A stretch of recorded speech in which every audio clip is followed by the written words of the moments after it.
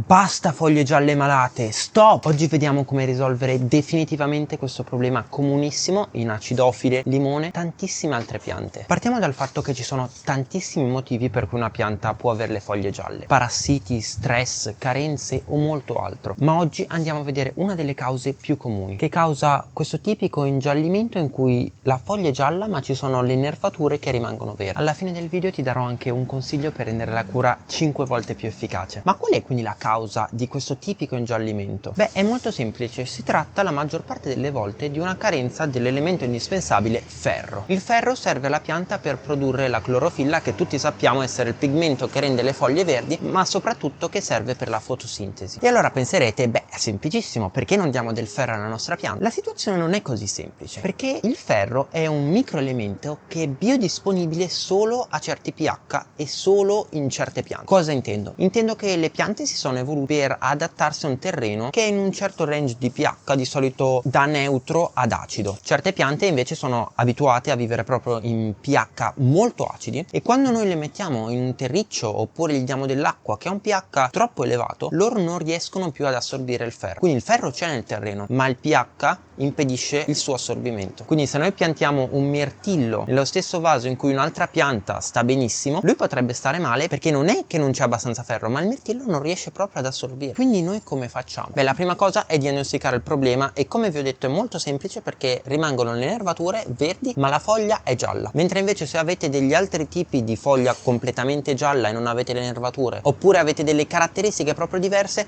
andate a guardare su internet foglie gialle, schema, carenze o qualcosa del genere, e potrete vedere di risolvere il vostro problema. Ma in questo caso la maggior parte delle volte con limoni ed acidofile è proprio la carenza di ferro che sta causando le foglie gialle. E io ovviamente qua non ho una pianta di limone, ma ho una pianta di baobab, e anche lei ha qualche problemino. Quindi come lo risolviamo questa carenza di ferro? Molto semplice. Il mio consiglio è di non dare cose come ferro solfato, perché come ho detto la biodisponibilità del ferro solfato dipende dal pH, quindi se voi avete la vostra pianta che ha un problema, sì, potete cercare di migliorare il pH del terreno, mettergli un terriccio di qualità, sicuramente aiuterà tantissimo in ogni caso. Ma se noi vogliamo curare la clorosi ferrica, che è questo tipo di malattia della pianta, abbiamo bisogno di ferro chelato. Cos'è il ferro chelato? Beh, è molto semplice, è una forma di ferro che è chelata da un'altra molecola organica più grande che la rende biodisponibile a qualsiasi pH più o meno per la pianta. Quindi anche se il pH non è favorevole per l'assorbimento del ferro, la radice riesce comunque a prenderlo, ed è questo che rende il chelato di ferro fantastico. Come si usa? È molto semplice. Di solito ti dicono di sciogliere l'acqua con le dose consigliate, metterlo alla pianta una volta a settimana, di solito un pochino meno o un pochino di più, dipende.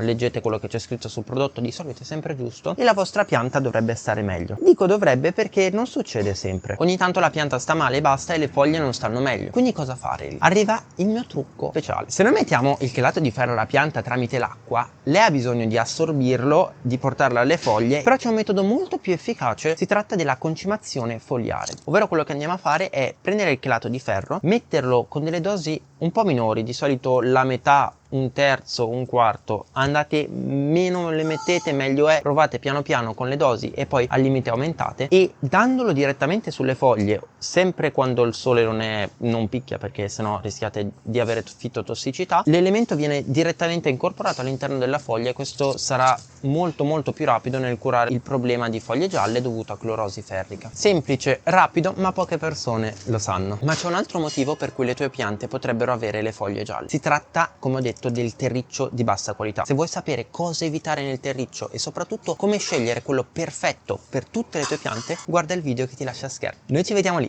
Ciao!